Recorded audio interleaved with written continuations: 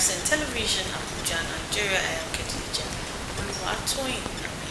Like I said last week, it's going to be an exciting and educating one as we bring in in-depth topic that you not expect that we'll see on this program. Today's train has again stopped us at the University of Abuja, where we have a special guest that's going to be talking to us on animal management as regards domestic animals. And this time we're going to be focusing on sheep. Some people know it as ram. We know that they'll tell you, some people tell you they don't eat it, but predominantly in this part of Africa, it's one of the everyday meal to some families. Welcome to the program. We'll take a break. On return, we'll tell you about the sheep and what a sheep is. Of course, just see a picture of what we're talking about. Stay tuned.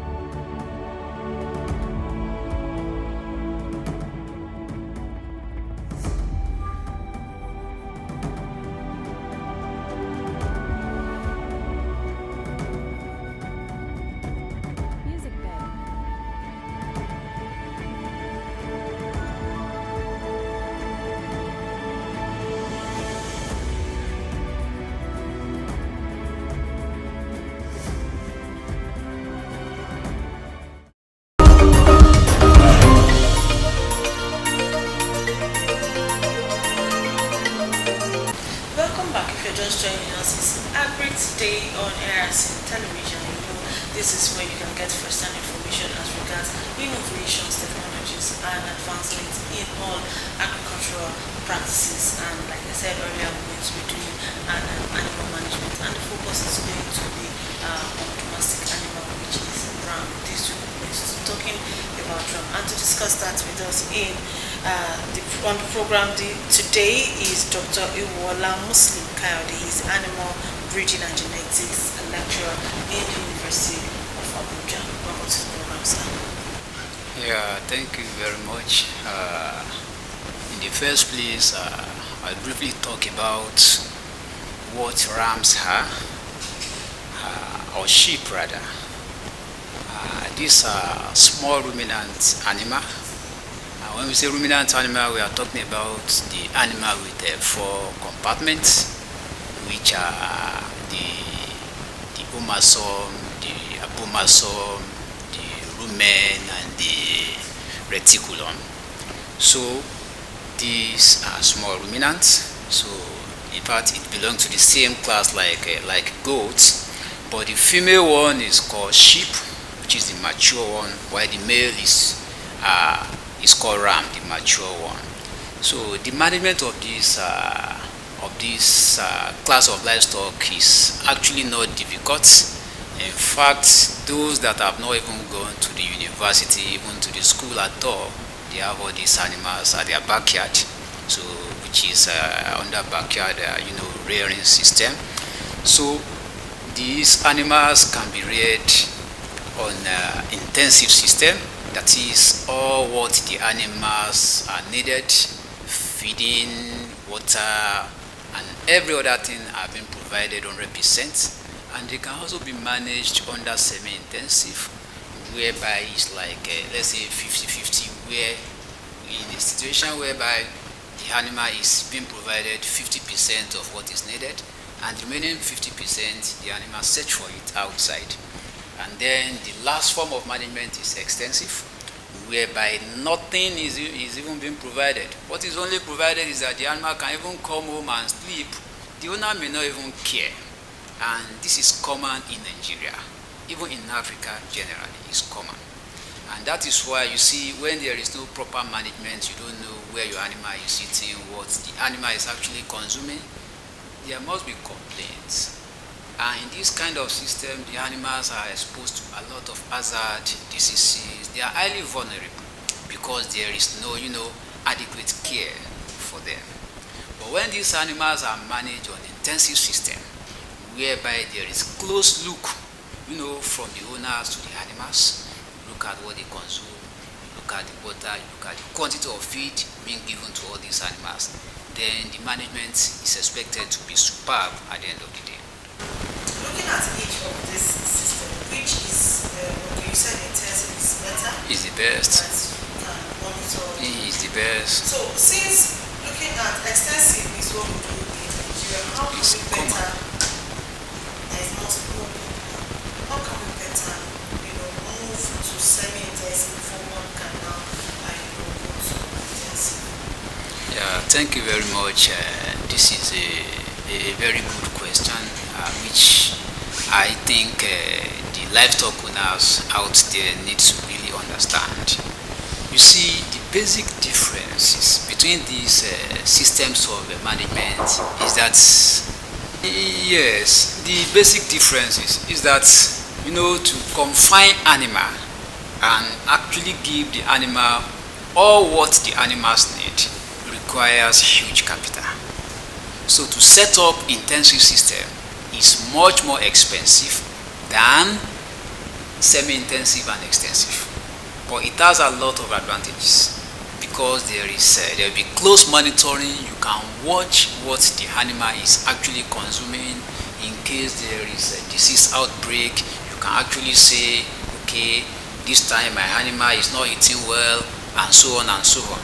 So in fact, you will call the experts that are actually needed that can rescue you in this process, like veterinarians and then the animal scientists that But when we are talking about this extensive system, something of such is not happening at all. But the farmers out there can be encouraged to actually go into semi-intensive, even if at all they cannot, graduate to or fully to intensive system. So what is actually required is that the farmers need a pen or a house where he or she should be keeping these animals and then be providing what is needed, at least 50%. So in that case, we'll be talking about giving the animals some concentrates, giving the animals some feed ingredients that are ground or compound together, like rice bran, like cowpea bran, and so on. So then you can actually allow the animals to go out for grazing, because you may not be fully provide what the animal really needed 100%. But to some extent, you can monitor the health of your animal. It's also semi-intensive. You can also monitor at least what they are consuming to some extent. So at the end of the day, the gain is actually better than having the animal on intensive, because one of the setback of extensive system is also that the thieves can actually carry your animal at any time. There can be theft. You see, it happens in local area. You can even see a woman in the morning, elderly, shouting, "Where is my sheep? Where is this and that?" It is because those animals are managed on purely extensive system of management. So in that case, the gain that is expected of the farmer will be very, very low. Okay, you've talked about the advantage of the semi-intensive, which is something that is not commonly seen, especially the intensive being in Nigeria. What should I know that I have farmers who are into this extensive management, and when they try to move to a semi-intensive, you begin to hear complaints that the animal is beginning to fall ill, that the animal is too lean, the animal is this, the animal is that. What are the procedures of moving an animal from extensive management to semi-intensive settlement? Yeah, thank you very much. Actually, you see, is a form of a transition, moving from one stage to another. So in that case, the animals has to adapt to where they are taking the animal to, because the animals see that form of management as new as anything. So number one is that the farmers has to be patient, because at the end of the day, the gain will be better. So the farmer has to be patient. That's number one. Number two is that, taking the animal into confinement, the animals, before the animal will adjust or adapt to that environment, it may take time. And usually for small ruminant, or for ruminant rather, it is a 14 days period of physiologic adaptation. When we say physiologic adaptation, it's just a period whereby the animal is expected to fully acclimatize to such environment. So in that case, the farmer needs to be patient. And number two is that the farmer should have it at the back of his or her mind that at the end of the day there will be gain. And then also the animals as well, after adaptation, they will survive. They will survive, because the farmer that was actually raising the animals on a purely extensive system before cannot really ascertain whether when the stage of management or the system of management is changing, is actually losing, because on an extensive system it's possible that the farmer has not even seen the animal for 5 days or more than. So why will you be complaining that the animals are laying and so on? So it's better for them at the end of the day if they can actually adapt to it. Okay, living adaptation now. Are there anything like in crop we have we have technologies coming on, we have technology, improved seedlings and the rest. Is there anything that's short when it comes to the sheep?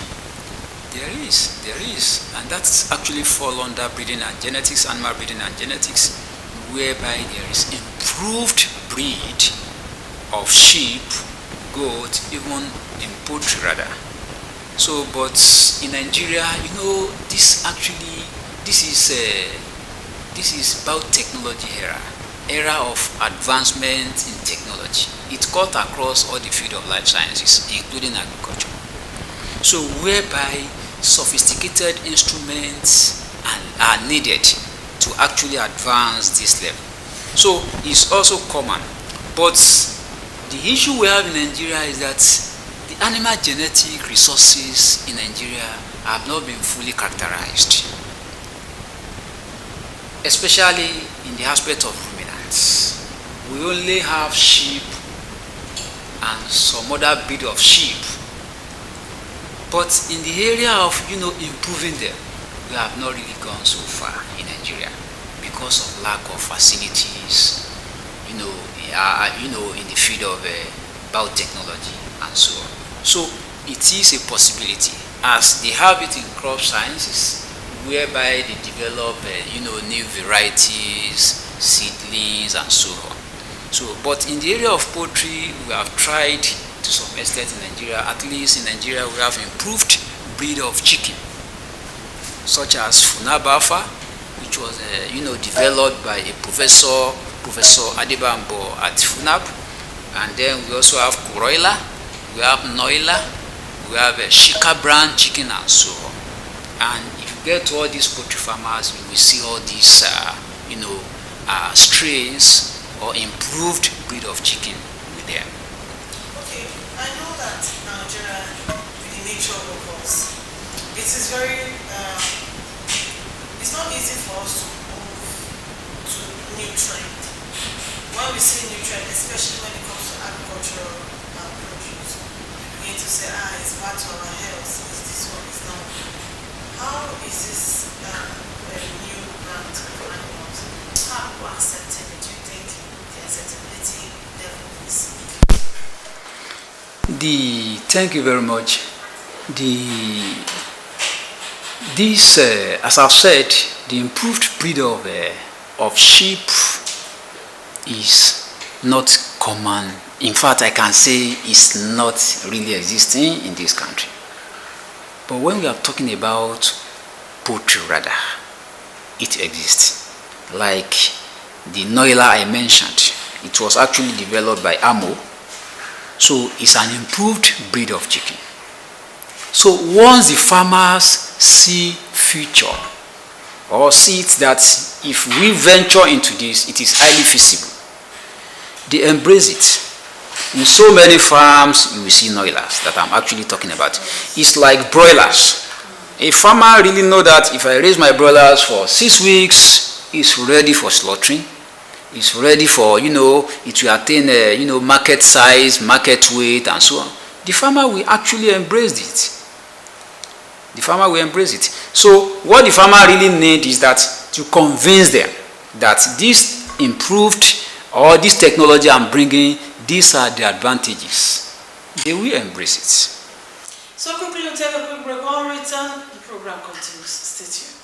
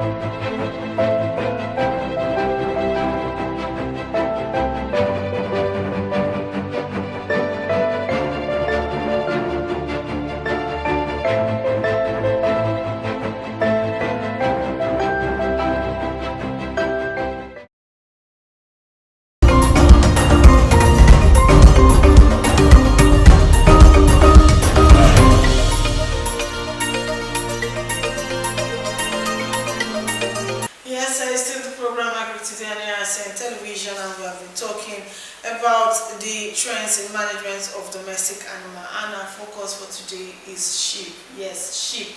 You heard me right. If you don't know what sheep is, it's still another word for rams. And yes, our guest has been Dr. Iwola Muslim Kayode. He is an animal breeding genetic specialist and is a lecturer in the University of Abuja.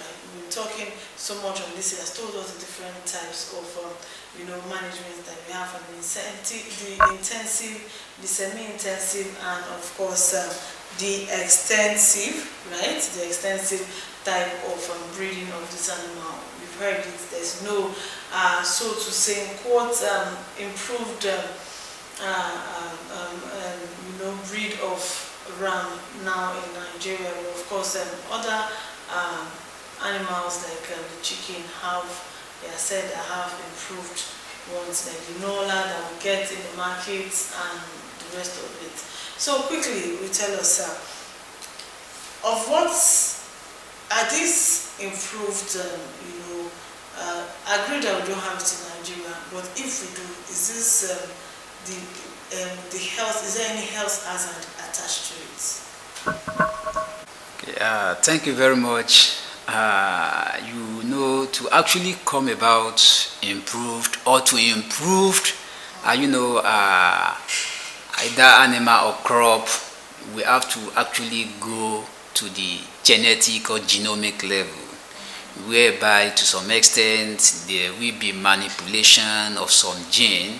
For example, now you actually want a situation whereby you'll be getting like let's say 50 kilogram weights of ram, let's say in few months, let's say in 4 months rather.